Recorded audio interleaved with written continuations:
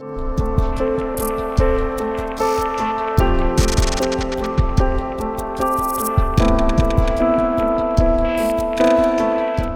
programa não é recomendado para menores de 14 anos.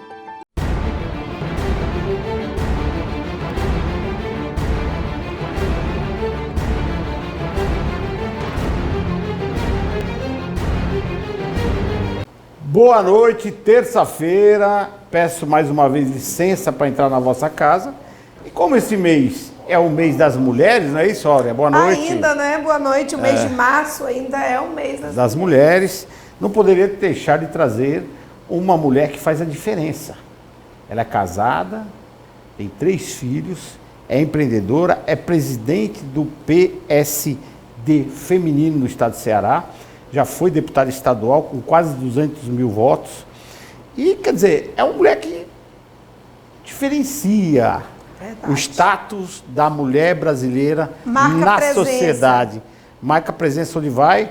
Uma mulher espontânea, muito bonita, muito atraente. Está aqui hoje, Érica Amorim.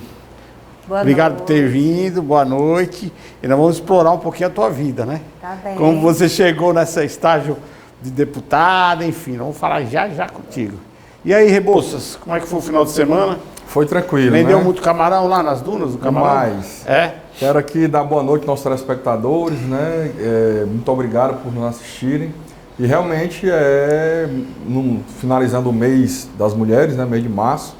Dia 8 foi o Dia Internacional das Mulheres, então mês de março que é conhecido esse assim. mês de março para mim foi ímpar. A nova vovó, né? Desde ontem ela é vovó, a vovó Áurea. Dia 14 Cuidado foi o meu mal. aniversário, terça-feira passada, e eu fiquei torcendo, Marciele, para o meu netinho nascer no meu dia. E aí, depois de 4 dias, ele nasceu.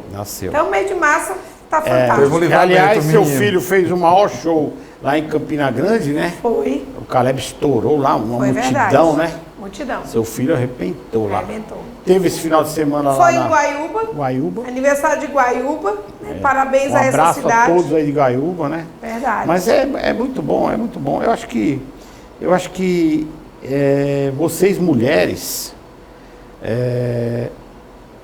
eu acho um negócio assim, vocês fazem uma diferença na vida. Que de frágil dos não homens, tem nada, das né? pessoas, não tem nada de frágil. Mas, Marcelo, quem foi homenageado esse ano muito foram homens, sexo biológico masculino, que agora se dizem mulheres, né?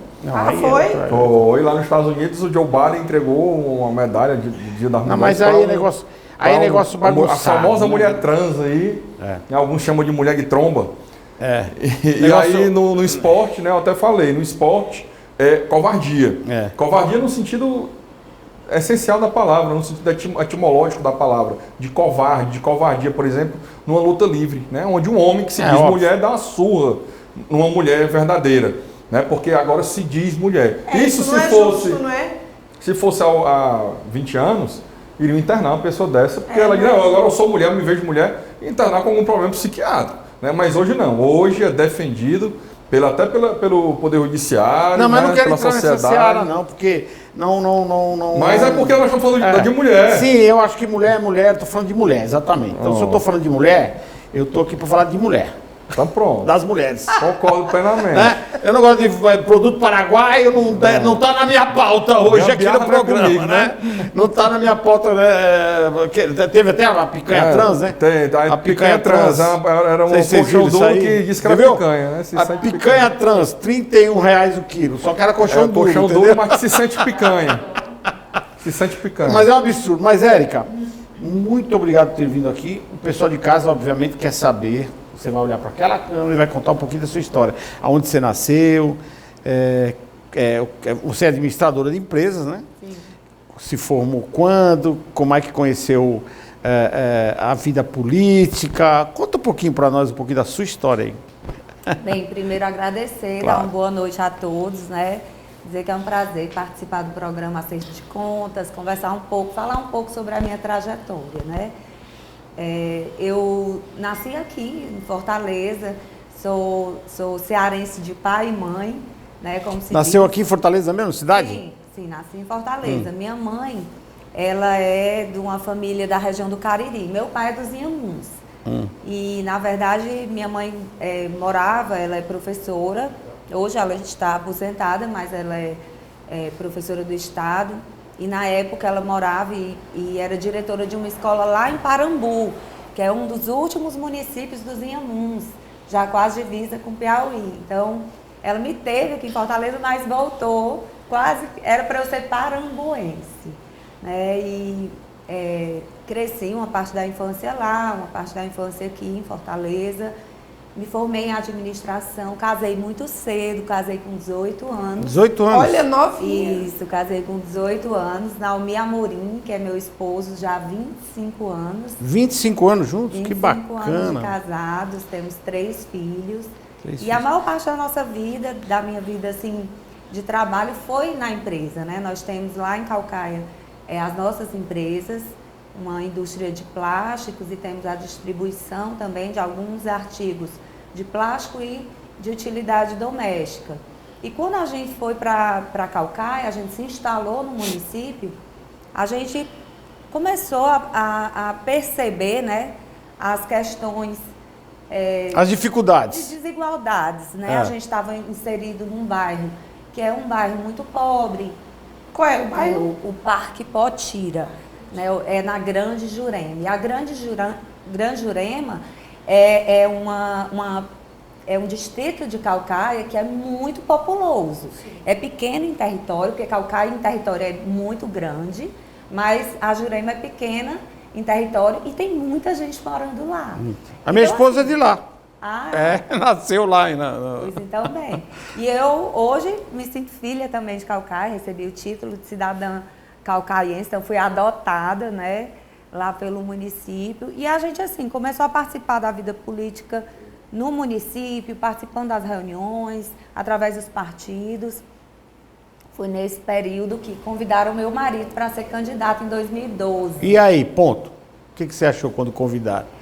Você ficou de início, vai? Eu não queria, não. Não, né? Não. Eu tinha, assim...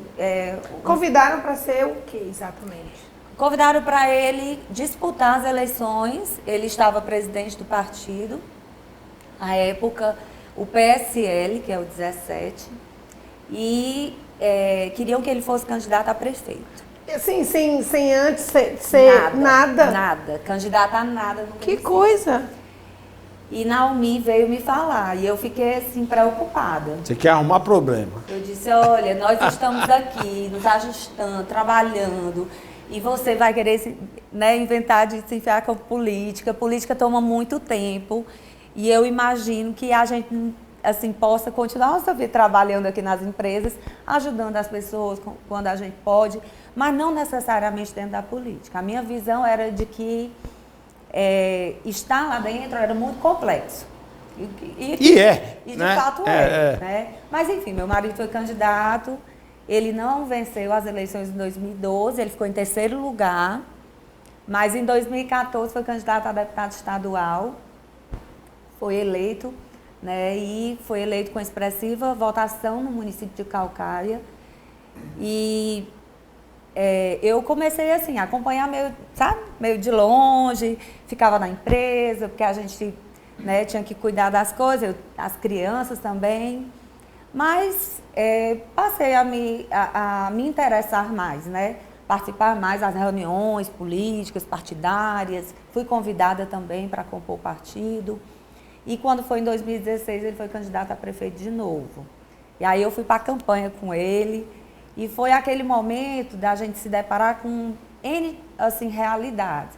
A gente viveu um município, né? Mas a gente viveu um município passando por um bairro, vendo as dificuldades, mas continuando a nossa vida sem se aprofundar muito naqueles problemas, é uma coisa. É como se, assim, a gente se sensibiliza, né, quando pode ajudar alguém, mas, sabe, é como se não nos movesse a fazer algo mais. Quando a gente vai para uma campanha, que a gente anda casa a casa, ouve, né, as demandas da população, escuta, e incomoda muito. E você pensa, poxa, as pessoas precisam de alguém que escute, que tenha atenção e que queira, de fato, ajudar. E eu ali me dediquei na campanha com ele e quis sabe, quis muito ajudá-lo. Ele foi eleito prefeito no ano de 2016 e eu... Reeleito, no caso? Não. Não, deputado estadual, depois prefeito, tá. Prefeito. Eleito. E aí eu fui convidada para uma secretaria. Eu fui para a Secretaria de Governo e Articulação Política. Então... Mas ali você já estava gostando da questão política? Eu, na verdade, eu gosto. Eu gosto de me comunicar Gosta agora? Com as pessoas. Não, eu já gostava, sabe? Eu cresci Mas assim, tinha receio, é isso? Eu tinha receio da política propriamente, de estar, como era essa questão. Enfim, muitas coisas que eu não entendia, que eu nunca tinha participado. A minha família, assim, de origem pai e mãe e tal. Meu pai já tinha tentado ser vereador no interior, mas não tinha ganho. Então, eu não tinha a experiência de ter vivido tão próximo quanto eu vivi com o meu marido sendo candidato. Enfim, fui assumir a Secretaria de Governo por 1 ano e 2 meses, né, assumi a articulação do selo Unicef, me apaixonei pela pauta da infância e adolescência, né, eu já era muito sensível, porque sou mãe, porque na igreja eu atuava com criança, gostava muito de trabalhar com as crianças na igreja que eu sou membro. Enfim, qual é a igreja? Eu sou presbiteriana, sou da Igreja Presbiteriana Independente. E foi aquele período de despertar para mim, de despertar para a vida pública, para desejar colocar o meu nome, para desejar construir projetos e, de alguma forma, fortalecer pautas que eu julgava importantes. Então, eu fui candidata em 2018 a deputada estadual e no estado do Ceará eu fui a mulher mais bem votada, né? Então, Parabéns. Obrigada, foram 86 mil votos. Obviamente porque você fez um bom trabalho na tua região. Claro. Eu acredito que sim. Não é com certeza habitual, é a lei do retorno. O fato do meu esposo estar na gestão e estar desenvolvendo um trabalho que eu acredito que estava sendo positivo, trazia também uma simpatia. Mas eu estava atuando pelo selo Unicef no município. Com certeza. Calcaia estava há 8 anos sem o selo Unicef, então foi uma causa que eu abracei, eu fui articuladora do selo Unicef. Muito bem. E foi um trabalho assim que foi apaixonante para mim, porque eu entendo que a base, né, da nossa sociedade é a infância, né? Vem da infância. Eu costumo dizer isso. Esses cidadãos e cidadãs, eles são construídos ali, naquele momento importante da vida deles. Se eles tiverem um cuidado maior, um zelo maior, e eles tiverem uma condição, né, de formação básica, né, de cuidados básicos em alimentação, né, em educação, em estrutura familiar, que a gente sabe que é difícil em alguns contextos, mas que a gente, através do selo, estava mobilizando ações para fortalecer e para colaborar, que as chances desse menino e dessa menina futuramente não sair da escola, né, no 5º ano ou no 9º ano com os seus 13, 14 anos, que é a época que tem mais evasão escolar, ou não abandonar a escola no ensino médio, achar que não tem mais jeito para a vida e achar que o caminho é o mundo do crime. Então, investindo nessa fase que a gente consegue ter uma sociedade talvez melhor, é nisso que eu acredito. Então, foi um trabalho assim bem... E pode ter certeza que é isso. Eu sempre digo que se você tirar o filho de um catador de papelão da rua e educá-lo, ele tira o pai da rua. Sim. Né? Sim. A questão é da raiz, né? Se você tem que pegar na raiz as coisas. É verdade. Né? Na base, né? Na base. A base de tudo E a base de tudo se chama educação. Educação é primordial. Não é? Eu acho que é chave, fundamental, né? É a chave. A gente, eu até peço desculpa, vocês podem me interromper porque eu vou falando. Não, vai falando, né? pode falando, tá interessante. Mas assim, eu tive a experiência, fui convidada pela questão religiosa, né, para conhecer um projeto da oração da madrugada na Coreia do Sul. Mas me chamava muita atenção também um programa de desfavelização que aconteceu na Coreia do Sul. Então, a Coreia do Sul... Desfavelização. Sim. Foi com o pastor Mugumba? Sim, pastor Ele me convidou, Mugumba. eu estive num voo em São Paulo, me encontrei com ele no voo a São Paulo, há tem uns anos já, antes da pandemia, essa pandemia tirou a gente de tempo, né? Sim. E aí ele me encontrei com ele no voo, ele, rapaz, cara, você tem que ir lá conhecer meu projeto, aí me deu uns folders, uns vídeos, DVD e todo, diz que realmente o trabalho dele lá na Coreia do Sul é fantástico. Né? Aí ele me convidou e você foi lá, conheceu isso? Foi na Coreia do Sul? Isso, na Coreia do Sul. E por que não faz aqui no Brasil? Boa pergunta. Né? Porque aqui nós não temos favela e nem... na verdade, acho que o avô dele... O avô dele fez um trabalho fantástico aqui no Brasil. Foi o Desafio Jovem, né? Eu acho que não continua aqui, né? O desafio, não, existe até hoje o Desafio Jovem. Foi quem começou a tirar drogados das ruas. Foi. Né? O Desafio Jovem. Até hoje existe. O Silas Muguba, né? Isso. E aí ele era o avô dele, não é isso? Isso. Aí agora o Muguba Júnior, né? Que chama. O pastor Muguba, um abraço, pastor Muguba, gente muito boa. Muito boa. E eu vou lá qualquer dia, viu? Conhecer esse projeto aí na Coreia. É muito interessante. E até para trazer para cá, né? O pastor Muguba, ele é o embaixador da Oração da Madrugada aqui no Brasil. E assim, esse projeto da Oração da Madrugada é um projeto que foi inspirado lá na Coreia do Sul, porque no pós-guerra, né, a Coreia estava vivendo problemas tão similares quanto os nossos aqui no Brasil, de fome, miséria, de muita, né, desigualdade social. E um pastor iniciou um projeto lá, que foi o da Oração da Madrugada. Então, 5 da manhã ele abria a igreja e convidava as pessoas para orar pela nação, pelos governos em primeiro lugar. Porque ele entendia que se os governos se dispusessem a ter ações afetivas, cada vez mais comprometidas com a população, de que haveria um retorno muito rápido. E ele estava cumprindo o princípio bíblico, né? De orar pelos governantes. Isso, né? Exatamente. Então, esse projeto iniciou e foi ganhando corpo, e a Coreia do Sul toda, hoje todas as igrejas cristãs, sejam igrejas evangélicas, católicas, espíritas, todas abrem 5 da manhã para as pessoas poderem se reunir e orar. Então, assim, é muito bonito, você amanheceu o dia, eu participei, assim, é emocionante, foi um período assim, muito forte, você vê como uma nação se coloca, né, clamando a Deus por mudanças reais para a população. Mas também eu queria entender, né, um pouco mais da história. Aí a gente vai se aprofundar na história da Coreia e ver que a Coreia, ela conseguiu superar muito rápido essa problemática pós-guerra, da invasão japonesa e tudo mais, porque investiu forte na educação, não é?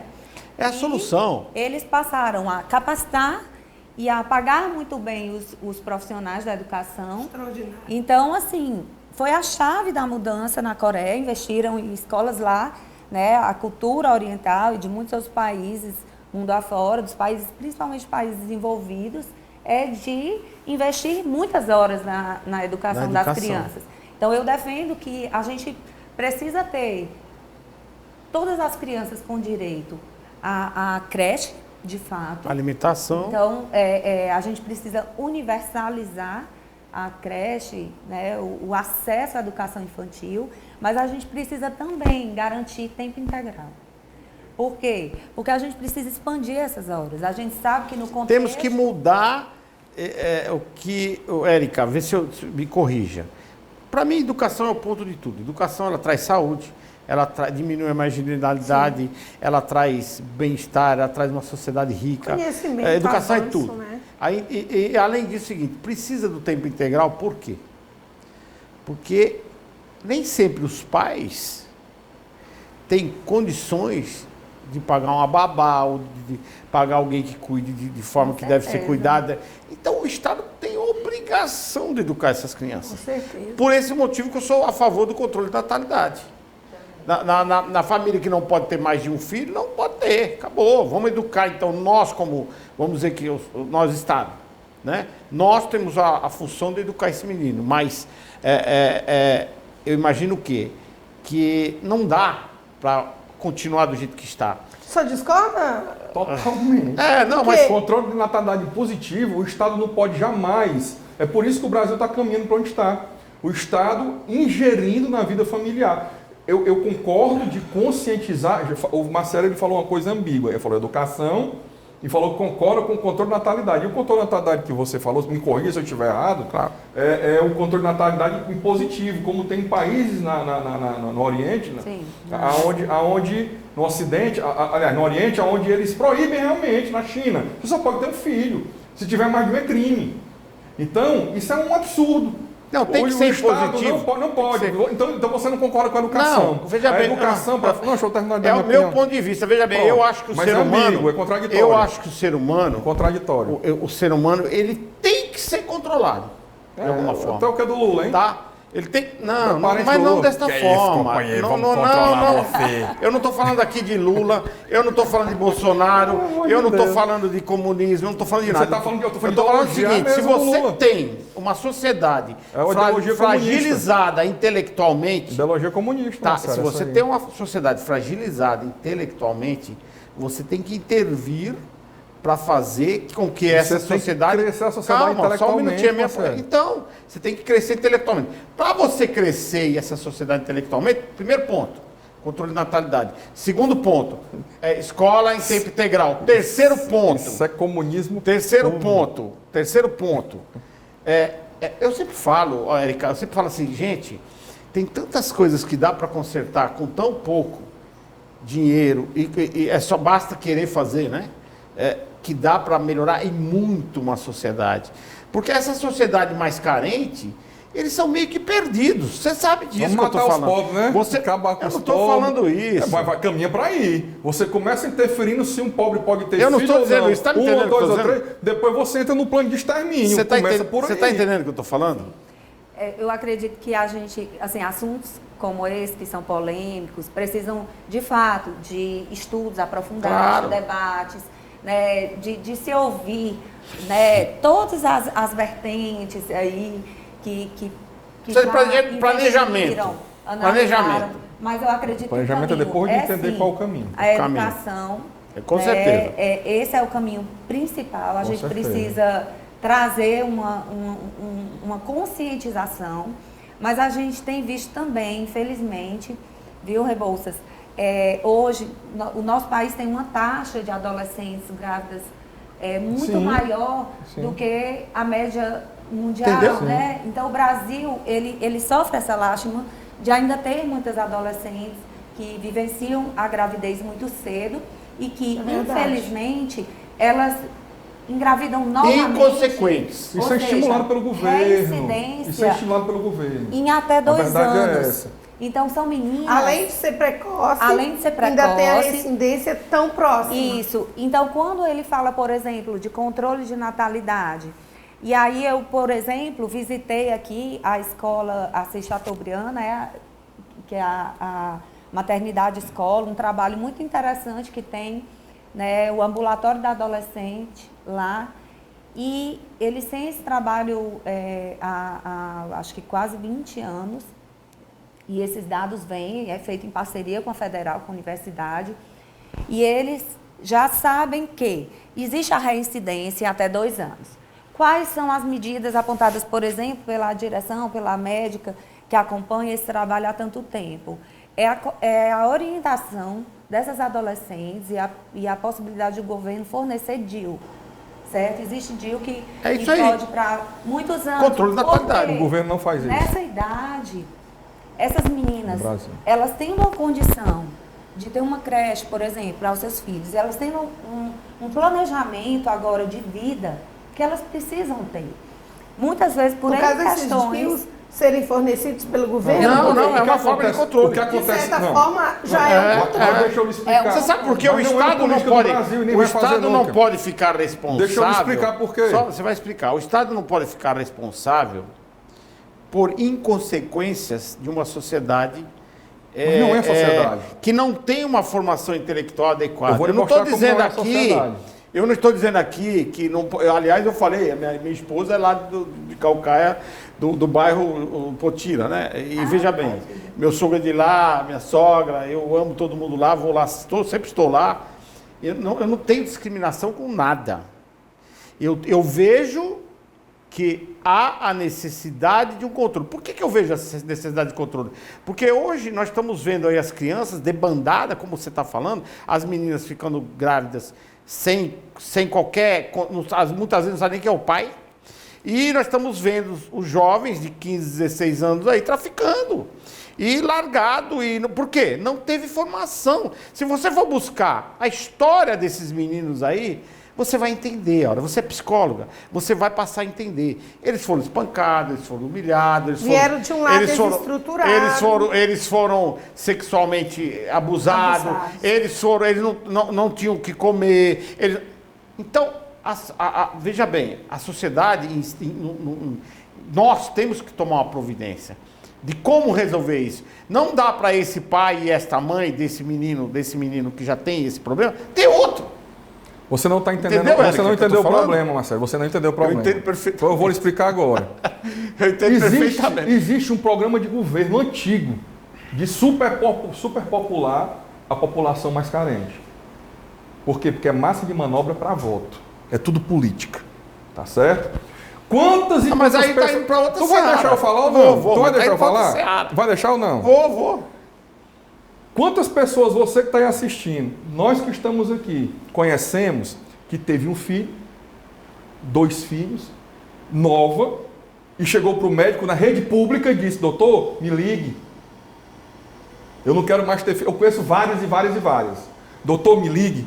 Eu não quero mais ter filho, não. E o médico, não ligo. Não ligo.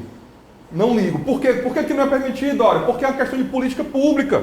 É uma política pública do Estado brasileiro, sempre foi. Eu vi uma frase ontem que eu achei muito interessante. A frase é um pouco pejorativa, mas eu vou falar da forma que eu li. Quem vota mais na esquerda é pobre. Então por que a esquerda iria acabar com a pobreza? É ilógico. Então, existe sim uma política pública no Brasil, claro que é de forma velada, não é chegar, como o Marcelo disse, vamos fazer uma política de proibição de ter mais de um filho. Aí seria uma política impositiva, legal, muito. Eles fazem de forma velada, como chega lá no Conselho de Medicina, não pode fazer laqueadura de menina nova. Qual é a desculpa? Porque é nova. Mas, meu irmão, a menina uma moça que estava na minha casa, ela já estava com 3. Doutor, me ligue. O médico não ligou, ela teve o quarto. Aí no quarto eles ligaram, porque ela tem 28 anos, com 28 anos já tem 4, e não vai ter o 5º porque ligaram. Então existe sim uma política por trás disso, tá certo? Por isso que eu estou dizendo, nós temos que abrir o olho da população e fazer com que políticos pessoas más, estejam na política, usando como massa de manobra essa população, e que funciona. Eles usam como massa de manobra e funciona. Deixa eu entender. Então a educação é o caminho. A educação é o caminho, mas por que não educam? Porque aí, isso que o Marcelo falou aí de impor, vai funcionar muito mais se educar. Porque quando é de forma voluntária, o negócio anda, pega, tá entendendo? Se for imposição, eles nem têm interesse de impor. E em segundo, se for imposição, vai ter muita guerra e muito sangue derramado e muita briga, muita confusão, antes de uma pequena possibilidade de vir a dar certo. É igual a internação compulsória e internação voluntária. O drogado que é internado compulsoriamente é muito difícil de se recuperar. O que vai voluntariamente, a percentual é bem mais alto. Então, o que tem que ter é um governante, um político que entre e tenha essa postura de conscientizar a população. A própria população não quer. Eu garanto que todo mundo aqui conhece alguém que já quis ligar, fazer laqueadura, ligar as trompas, e o médico não fez, dizendo porque é nova, nós não podemos. E depois ainda teve o seguinte, aí você quer... O seu marido concorda? Eu acho que o marido até tem que ter uma conversa em casa, mas a mulher tem 2 filhos já. Às vezes 3. Moça, e aí quer ligar, e o médico vem perguntar se o marido concorda. Moça, eu preciso interromper você, porque eu vou para você. Já nós voltamos. Não, nós voltamos já. Nós vamos para o 2º bloco. Fiquem ligados aí, que o assunto está bem interessante. E nós vamos voltar com a Érica para ela peneirar essas opiniões aqui. Com certeza. Fiquem ligados.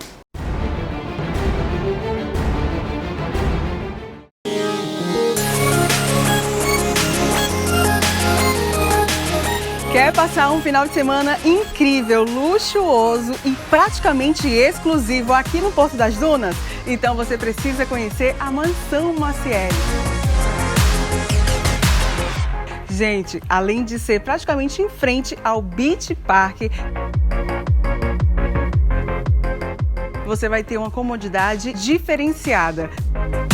Porque aqui nessa linda e grande mansão são apenas 6 suítes. Gostou da Mansão Macieri? Eu adoro, eu vivo por aqui.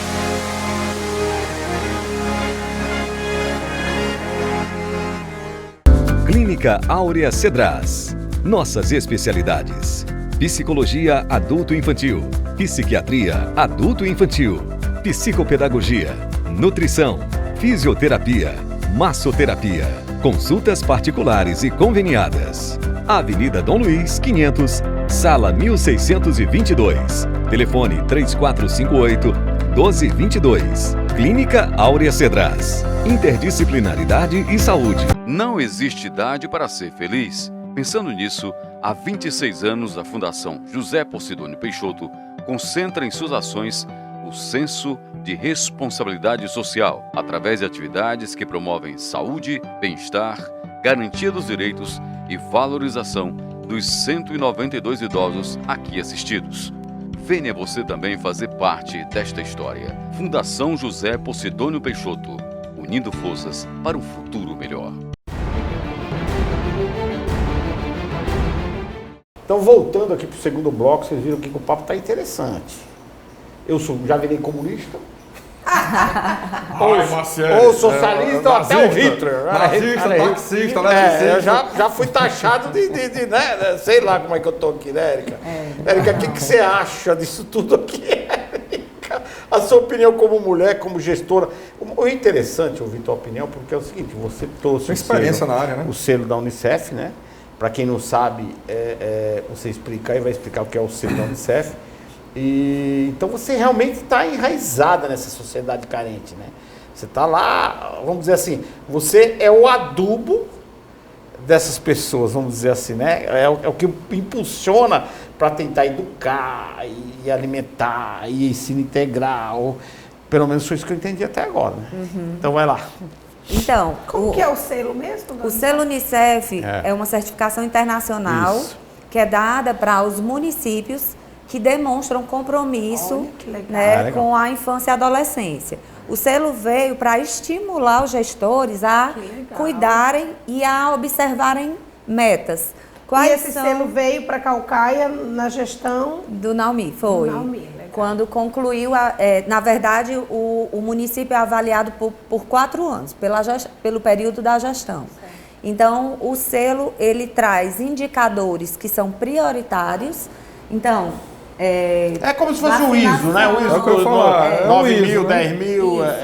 Vacinação, diminuir a mortalidade infantil. A mortalidade infantil. Crianças, evasão escolar, diminuir a evasão escolar. Diminuir a evasão escolar. Caucaia bateu o recorde, inclusive. Nós conseguimos trazer de volta quase 1.000 alunos para dentro da escola, retornar e acompanhar a rematrícula por no mínimo 1 ano, até ele refazer a matrícula e de fato está ali. Um acompanhamento sistemático. Sim, sistemático e que deve acontecer também de forma intersetorial. Então, as secretarias de Educação, Saúde, Assistência Social, Esporte, Cultura, tem todas estar integradas para trabalhar essas práticas com criança e adolescente. Excelente. E o município estava assim com os índices muito baixos, né? Então, assim, a gente tinha que chegar pelo menos na média das cidades do nosso porte.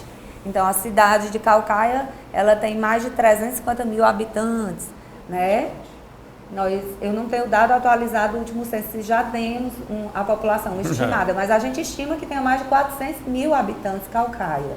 Só de eleitores já tem mais de 220 mil eleitores. O tamanho de uma capital, praticamente, né? Então, e tinha um universo de quase 58 mil alunos, 57 mil alunos. É muita coisa. Então, você imagina, né? Ter que estar ligado com essa turma, né? Acompanhar, reduzir distorção de idade séria, aquelas crianças que ficam repetindo, que não conseguem avançar, as crianças que estimular que consigam aprender a ler e escrever na idade certa, né? O controle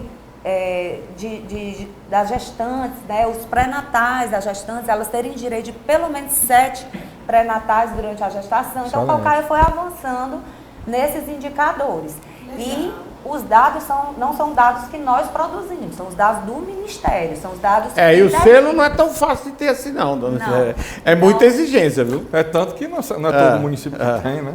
Isso. E ao final da gestão, mesmo assim, diante de todas as dificuldades, mas Caucaia foi certificada com o selo Unicef. Então, agora, Calcaia tem o selo Unicef. Mantém. Isso. Aí a gestão atual tem que também manter os índices. Que durante os 4 anos de governo do tem a avaliação. Naumi, a avaliação recebe ao final, não é isso? Ao final. Aí quando essa gestão que está agora, que não é mais o prefeito que conseguiu terminar, vai ter o final da avaliação se recebe ou não. Isso, exatamente. Então, assim... E você tem notícia se o negócio está andando bem ou não? Olha, a gente tem acompanhado... Eu gosto do Rebolo que é sacana. E a gente recebe... Né? Não é mais o Naumi que é prefeito, é eu outro. Sei, cara, eu entendi perfeitamente a tua pergunta. As questões assim, de saúde e de educação, né, a gente recebe muita crítica. Eu vou lhe dizer porque que eu perguntei isso. A minha sobrinha, uma das minhas sobrinhas, nasceu em Calcaia. Sei. Porque o Calcaia tinha uma maternidade muito boa.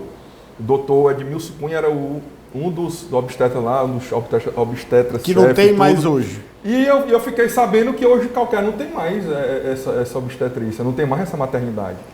Calcaia...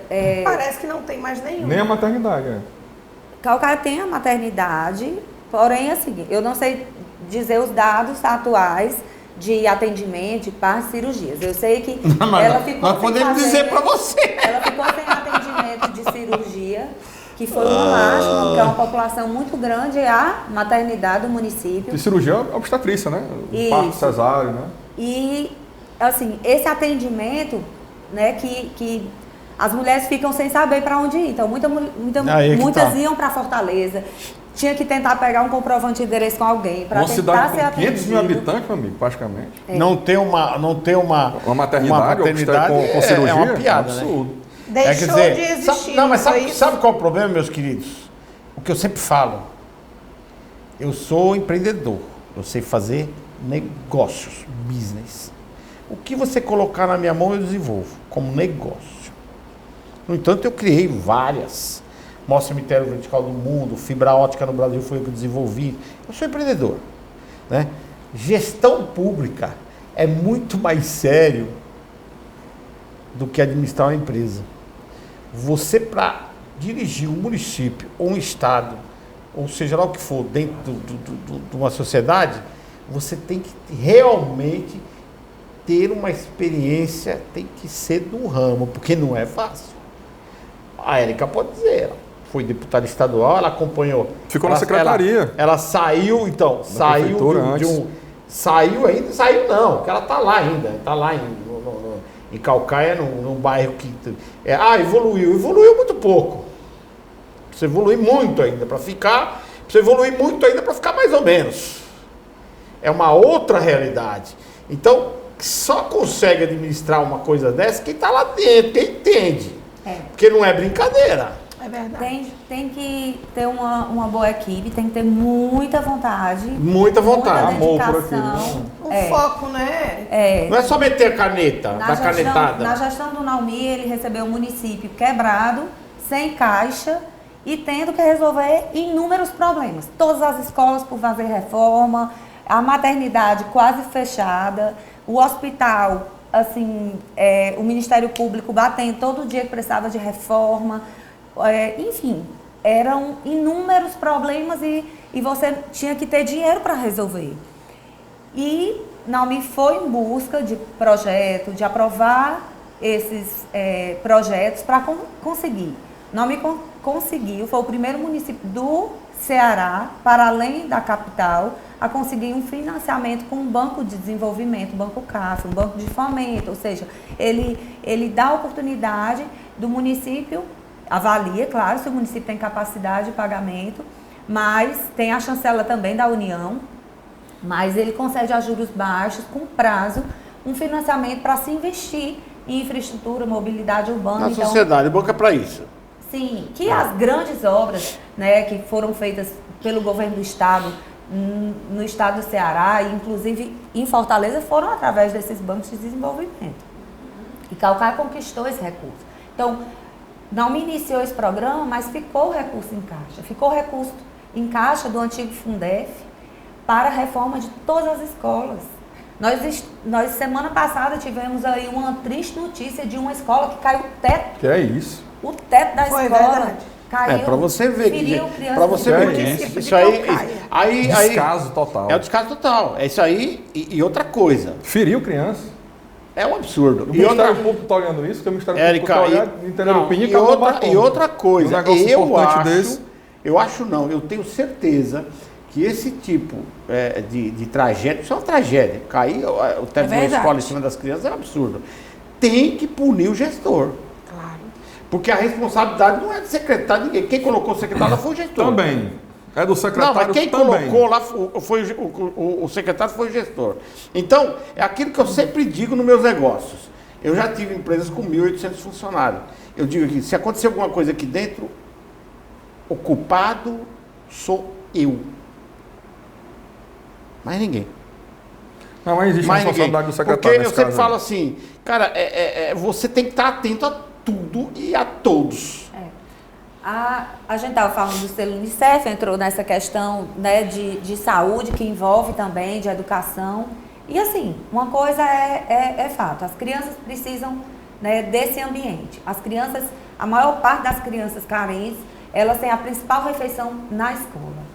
Esse é um direito básico, direito à educação, à alimentação. Então, quando essa criança, por exemplo, até pouco tempo atrás, a gente estava tendo denúncia que aulas não tinham iniciado, porque estava faltando ainda professor em sala de aula, porque estava faltando merenda escolar, as crianças liberadas mais cedo, a gente avalia que não está havendo da atual gestão um compromisso com a educação. E que, infelizmente, isso vai impactar fortemente no resultado dessas crianças, porque vão ficar, né, com aulas atrasadas, entrando no ano letivo, crianças que não receberam livros, crianças que estão sem fardamento escolar também, enfim, diversas situações. A gente, eu, por exemplo, hoje estou oposição à atual gestão, mas eu não torço para que dê errado. Claro, né? Eu torço pelo contrário. Que se estabeleça o compromisso. Né? Se o secretário não está dando conta, se não está havendo compromisso, o que precisa ser feito para que haja, de fato, ações efetivas que resolvam? Né? Ficou dinheiro em caixa para reformar todas as escolas. E não foi dinheiro em caixa. Algumas iniciaram, mas algumas paralisaram reformas, tem pode ter sido reformado e a empresa não ter feito bem e ter caído. Estão esperando cair primeiro para fazer de novo. Eu não tô assim, eu não tô avaliando com tanta profundidade, mas assim, tem posto de saúde que iniciou uma reforma, por exemplo, e paralisou as obras. Tem escola, tem creche lá no Parque Potira. Lá no Parque Potira tem uma creche que iniciou obra de reforma e que está parada há meses e as crianças... Que é o básico do básico. E aí nem está na escola como estava e nem está de jeito nenhum. O ECA. E a escola também parada. O ECA, o Estatuto da Criança e do Adolescente, ele preserva a criança desde feto. Fala inclusive dos direitos que a Érica falou aqui, importantíssimo, do pré-natal, que ela disse que fazia 7 pré-natal, importantíssimo isso. Na gestão lá do Naomi. Mas o governo dando isso aí é excelente. Claro. Já dá porque ninguém der nada. E aí, como é que o município não tem uma maternidade? Como é que fica segurado o nascimento? Aí pode chegar aqui algum desavisado e falar o seguinte, ou alguém que ignora o assunto e falar o seguinte: mas tem que estimular o parto normal, não tem que ter mesmo cirurgia. Meu amigo, a maioria dos partos normais acaba tendo que ocorrer no final uma cirurgia. Tomar um arraque, porque existe lá um rompimento que tem que ser costurado, e eu não vou aqui entrar em detalhe, mas tem que ser costurado e tem que ter ali o anestesista, o médico que sabe fazer a cirurgia e o equipamento para isso. Porque se não acontecer, por exemplo, agora mesmo eu passei pela experiência da minha nora, ela dilatou 10 centímetros, mas a criança não saía. Teve que fazer. Então, se não tem algo preparado para essa cirurgia, um anestesista, pode morrer a mãe e o feto, dois, um ou outro. É muito sério. Então é muito grave o município com quase 500 mil habitantes. Não, isso aí para mim é um negócio absurdo. Uma maternidade com obstetrícia uma maternidade totalmente equipada Calcaia um absurdo. não tem uma maternidade. Não, o pior que tinha. Sabe? Não, e o pior que tinha é excelente. Foi nascer lá. Que é isso, gente? Essa maternidade foi... Quando não me assumi a gestão, a maternidade estava com condições assim insuficientes, foi feito todo um trabalho para ampliar, estava funcionando. 50 partos? 58 partos, uma média, se mais que isso, não muito, eu acho, no máximo 70 partos. E aí foi ampliando. E o Naumi entregou a gestão com uma média de partos de 350 partos mês. É brincadeira, né? Não tem, né? 350 partos mês. Para 50 foi para 350? É um trabalho... Não, mas isso acabou. Acabou, povo de Caucaia. Acabou. É o que eu falo para vocês. É que ninguém está falando para vocês votar em A, B ou C, não. Para vocês prestarem atenção em cada candidato. No histórico. Não dá para o Neymar ser candidato de Caucaia vocês colocarem lá porque é o Neymar. Verdade. Não dá o Carlos Marcelo para ser candidato lá vocês me colocar lá porque é o presidente da TV. É verdade. Entendeu? Não dá, não é assim que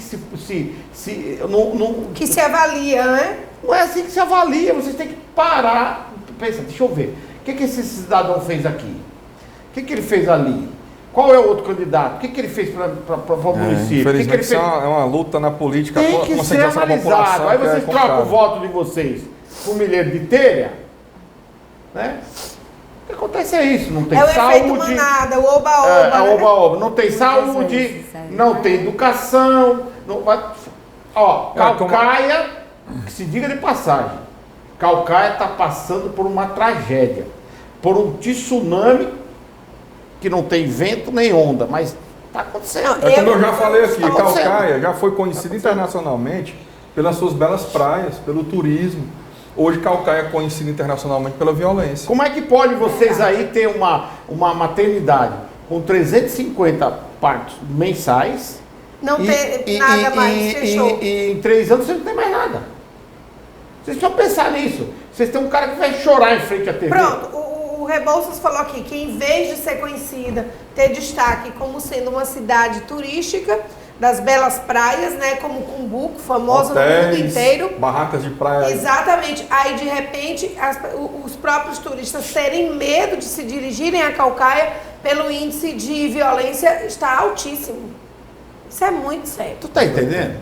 É muito sério. Então vocês têm que prestar atenção. Quem é que fez? Quem é que trouxe os benefícios?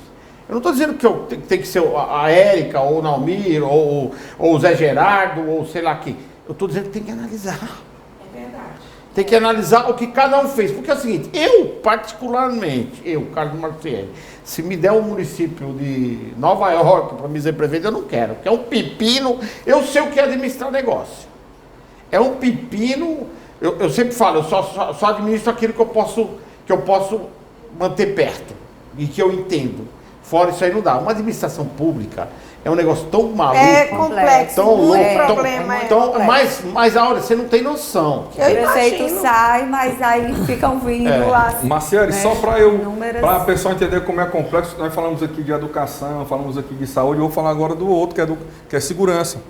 Fazer uma pergunta para a Érica aqui, o seguinte, na época que você foi secretária de Caucaia, que o Naumi era prefeito, como é que estava a questão de segurança lá relacionada? Porque nós sabemos que existe a Guarda Municipal, que ela é originariamente na Constituição responsável apenas pelo patrimônio público, ou seja, prédios, praças. Isso. Mas com a violência que nós temos no Brasil, em particular no Ceará, muitos municípios estão fazendo de forma acertada de voltar a Guarda Municipal também para a segurança do munícipe. Né, dizendo, inclusive, esticando um pouco, mas dizendo que o munícipe é o grande bem do município. Né? E como é que ficou nessa época de você na gestão? Já tinha essa visão? Já tinha essa visão de que a Guarda Municipal poderia ajudar na segurança pública? Foi feita alguma coisa nesse sentido?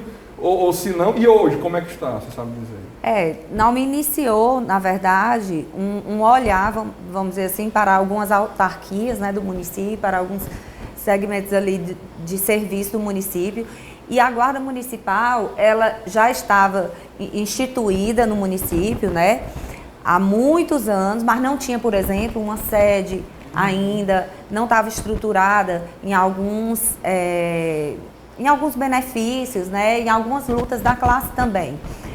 Não me fez os compromissos, né, de avançar com relação à melhoria, a fardamento, a entrega, e ele entregou a primeira sede própria, né, da Guarda Municipal, não só da Guarda, da MT também, entregou novos equipamentos, fez uma mudança na lei, né, porque eles entendem que diante da vulnerabilidade, né, social, eles precisam também se resguardar e eles queriam se armar.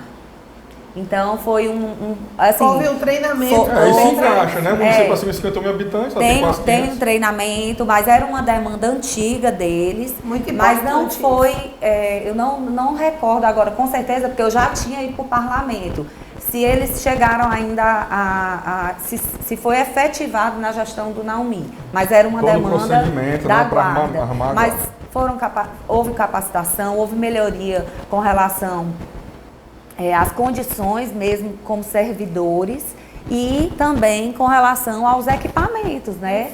Seja de motos novas, de coletes, né? Eles precisavam também de coletes, precisavam de novos fardamentos. E a gente tinha o intuito, né? A gente buscava, junto com o governo do estado, estabelecer... Só pegando um gancho aqui, rapidinho, porque o nosso tempo já acelera. A senhora disse que foi para o parlamento e vendo todas essas necessidades. Como foi o seu agir? Houve algum projeto assim direcionado, específico nessa direção aí da segurança da cidade? Como que Não, no sentido geral. Você disse para Calcaia. Nós tivemos várias tratativas que benefícios com a secretaria solicitando ampliação, né? Foi na gestão do Naumi que veio o primeiro raio e foi uma luta muito grande, né, de a gente solicitar ao governo o 2º batalhão, porque Calcaia é um município muito grande, como eu disse, né, são quase 400 mil, acho que mais de 400 mil habitantes. E houve o compromisso na época, né, o Camilo Santana, de implantar o 2º batalhão, mas infelizmente não deu tempo, não se concretizou. Mas era uma luta nossa, né, e a gente conseguiu ampliação de instalação de câmeras de segurança para vídeo monitoramento, para haver vamos dizer assim, essa comunicação, né, com a Guarda Municipal e com o setor de segurança do Estado, para que eles pudessem ser acionados para o que deveria. A Guarda Municipal ela tem que ser acionada para os crimes referentes ao patrimônio, mas havia às vezes uma necessidade de, por exemplo, questões de som, ambiente, aí chama a polícia, quem é que vai? Então vai a autarquia a semana, vai a guarda, vai a PM. Então tudo isso precisa ser esclarecido e ser colocado para que a polícia possa estar efetivamente na rua, liberada para as questões que são mais e sabendo sérias, seu real papel, né? Exatamente. Mas são treinamentos, são questões que precisam ter também de interlocução, né, de conversa entre eles para se estabelecer também uma ajuda mútua, uma atuação mútua. Mas lá no parlamento eu tive Qual foi a sua maior conquista para Calcaia? Eu tive uma atuação muito forte na questão da infância e adolescência. Eu assumi a presidência da comissão. Essa é a tua página, né? Isso. Por 2 anos tivemos alguns pedidos para o município, né, nesse sentido, ampliação de creches, né, ampliação de praças com espaço de lazer para as crianças. A gente conseguiu algumas parcerias com o governo para a questão da mulher na parte de cursos, de levar capacitação. Tem alguns projetos também voltados para a mulher, né, para que essas mulheres possam ter a possibilidade, através da autonomia financeira, elas saírem do ciclo de violência, elas conseguirem ter uma condição de se sustentar, de ter dignidade. Eu acho fantástico. Né, e de ser referência para os seus filhos. Porque assim, né? na violência doméstica, muitas mulheres não têm autonomia financeira e se submetem ali dentro daquele lar. Uma escravidão. Não tem. E existem vários contextos. Tem o contexto do marido ou do companheiro que é alcoólatra. Então, assim, ele precisa também ser tratado, ele precisa também de um olhar. Já como eu sou ditador, como o Rebouça disse, se eu fosse raciocínio ditatorial. Se eu tenho esse raciocínio, vou continuar com ele radicalmente. Eu, para gerir uma cidade como Calcaia, às 19 horas não teria nenhum boteco aberto dentro da cidade. Isso aí já foi tentado, porque eu sei que o cara vai pro boteco enche a cara. Existe uma E às questão vezes o cara, legal aí. Érica, e aliás, o cara não é ruim, não. O cara não é ruim, não. Só que o cara enche a cara de cachaça, chega em casa, bate na mulher, bate na mãe, bate na sogra, bate nas crianças. Bate em todo mundo. Mas eu acredito que a gente não deve, assim, tirar do cidadão o direito dele, mas porque vão ter os que vão ali tomar uma cervejinha, vamos dizer assim, conversando com um amigo ou jantando, e depois vão pra casa e não vão bater na mulher, não vão bater no menino, não vão bater em ninguém. Mas eu não tô falando do restaurante, eu tô falando daqueles botecos que nem legalização tem. O pé de cano. Sabe aquele que tem aquele balcão, sabe aquele balcãozinho de madeira? Como é que funciona esse boteco? Tem um balcãozinho lá, tem aquela linguiça que fritou 9 horas da manhã. Mas aí, Marcelo, voltamos... Fala sério. E na prateleira do boteco tem o quê? Só litro de cachaça. Mas Marcelo, é o que o cara pode pagar, cara. Marcelo, sabe o que é o que a gente... o cara pode pagar. Tem que parar com isso. A nossa fala enquanto mulher, no parlamento e em muitos outros locais, é para que as pessoas, elas passem a estar atentas e a denunciar. A porque a mulher é vítima. A delegacia da mulher de Calcaia, ela foi na época da gestão do Naomi ou já tinha a delegacia da mulher de Calcaia? Não, a delegacia da mulher, ela é pelo governo do estado. Tá, eu sei, mas ela já tinha lá em Calcaia? Já existia, mas ela precisa, né? Precisa de melhorias, né? E assim, eu inclusive tem um projeto que eu dei entrada no parlamento, que foi Sala das Margaridas, inspirado num... eu estive em Brasília com várias outras deputadas e a gente teve um momento de conversar sobre as procuradorias da mulher. E uma das deputadas, por exemplo, ela citou um programa que tem surtido efeito no Rio Grande do Sul, que ela chama Sala das Margaridas. Mas nada mais é do que uma sala especializada para o atendimento da mulher, da criança e do adolescente. Eu incluí criança e adolescente, né? Nas delegacias comuns. O que acontece? Pela lei, pela nossa legislação, os municípios a partir de 60 mil habitantes devem obrigatoriamente ter uma delegacia da mulher.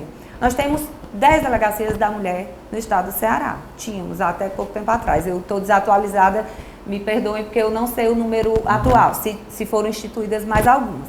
Mas o fato é, essa lei não está sendo cumprida. Nós não temos a quantidade de delegacias da mulher que nós deveríamos ter.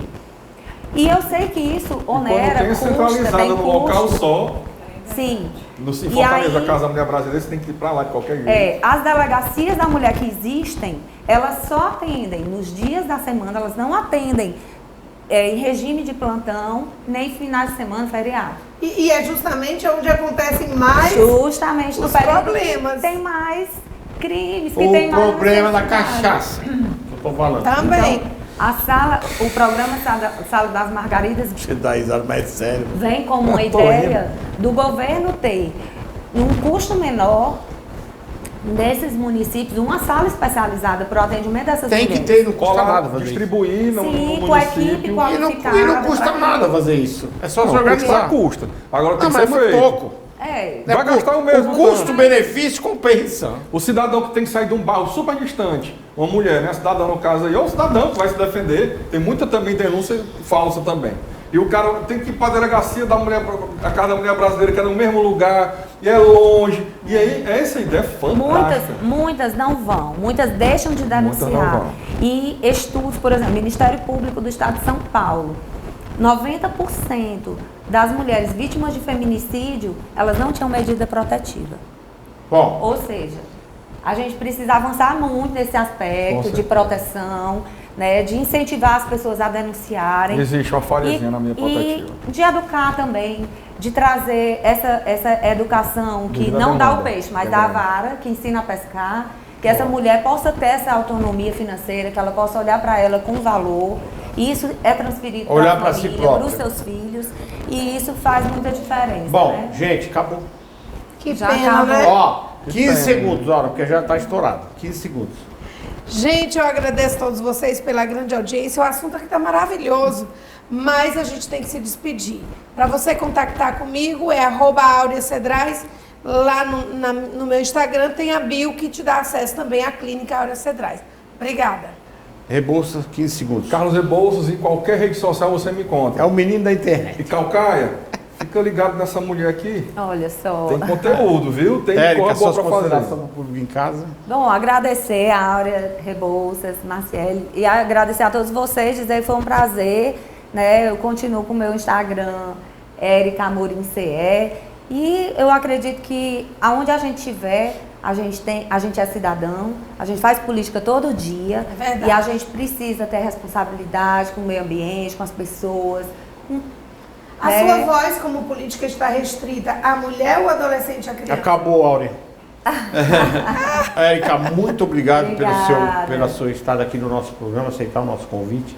E é isso que eu falo para vocês. Observem a fala, preste atenção nas colocações, se tem fundamento, se não tem.